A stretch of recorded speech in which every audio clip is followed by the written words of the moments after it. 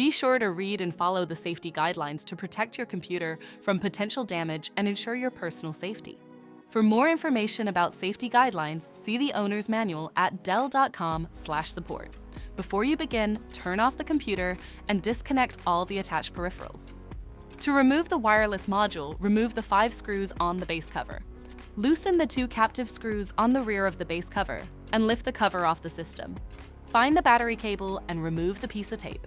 Unplug the cable. Identify the wireless module and remove the screw.